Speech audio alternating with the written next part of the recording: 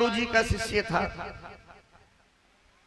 अब गुरुजी बड़ा प्रेम करते थे अपने शिष्य को, लेकिन आप जानते हैं कि एक पिता की अगर 4 संतानें हैं तो चारों का स्वभाव एक समान नहीं हो सकता है, अलग अलग होता है सबका स्वभाव, सबका व्यवहार ऐसा नहीं होता।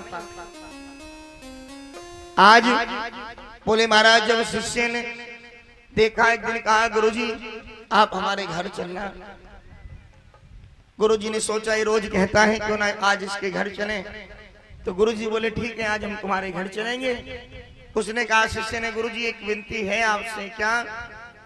बोले मेरा जो भाई है ना वो मदिरा का पान करता है, राक्षस प्रवृत्ति का है, और कहीं ऐसा ना हो वो यदि कुछ आपको शब्द कह दे तो आप बुरा मत मानिए, वो अज्ञानी है, कहीं उसने कुछ आपको कहा और आपको बुरा लग गया तो फिर मेरा गुरु तत्व की कोई महत्वता नहीं रहेगी, इसलिए मैं आपसे पहले ही कहता हूँ।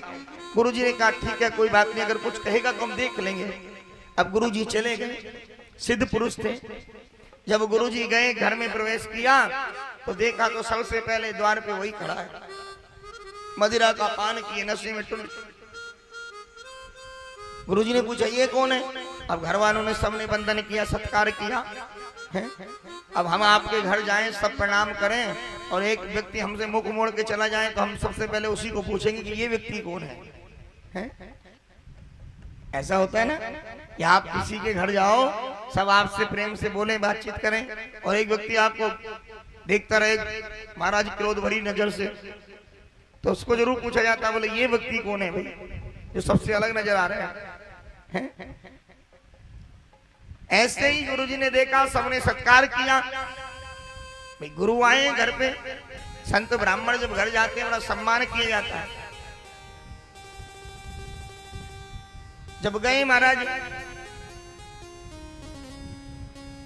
आज उधर गुरुजी ने पूछा भाई ये कौन है? उसने शिष्य ने कहा बोले ये मेरा भाई है, इसी के लिए मैंने आपसे बताया था। गुरुजी बोले अच्छा। बोले तो एक काम करो तुम अंदर चलो मैं अभी आता हूं। गुरुजी ने सबको घर में भेज दिया, वो खड़ा है सामने। गुरुजी ने उसको पकड़ा और कक्ष में लेके चले गए। जब कक्ष में लेके गए तो गुरुजी को आंखें लाल पीली करके दिखाने लगा। गुरुजी बोले बोल राम। बोला नहीं बोलूंगा। गुरुजी बोले बोल राम। बोला नहीं बोलूंगा। गुरुजी ने उसको नीचे गिरा लिया, ऊपर चढ़ के बैठ गए उसकी छाती पे। बोले बोल दे राम, नहीं तो आज तेरा कर दूंगा काम तमाम। उसने सोचा कहीं ऐसा ना हो ये मारी ना दे, प्राण ना ले ले। उसने भय के कारण मुख से कहा राम। गुरुजी बोले बस जा, हो गया तेरा कल्याण। लेकिन इस जीवन में एक बात याद रखना कि इस राम नाम की कीमत कभी किसी से मत लेना,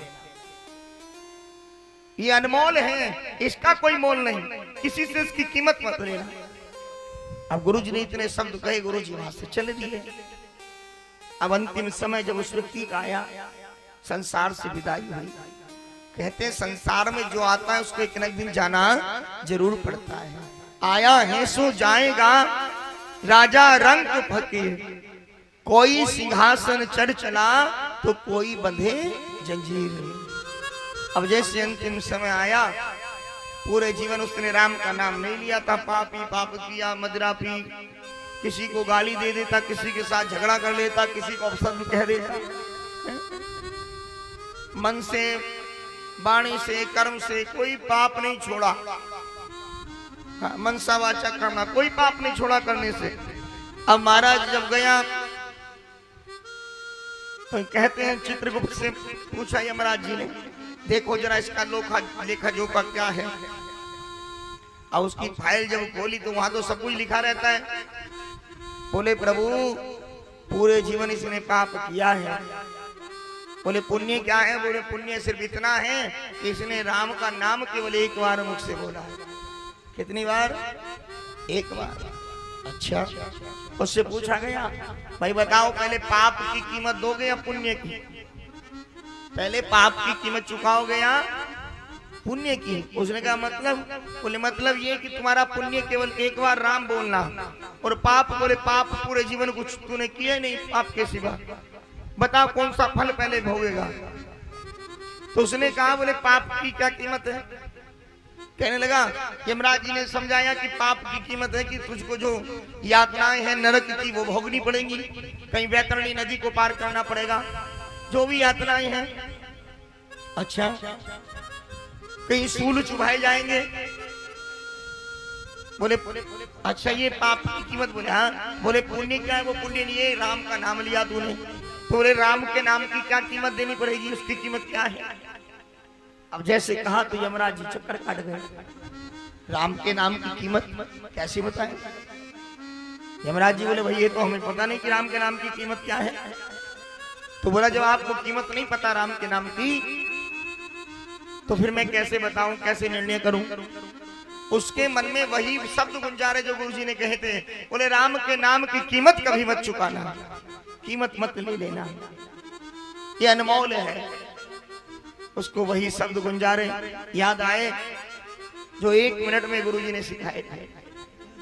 कहने लगा जब आपको राम के नाम की कीमत का नहीं पता तो मैं कैसे निर्णय करूं कि मैं पाप की कीमत चुकाऊं कि पुण्य की?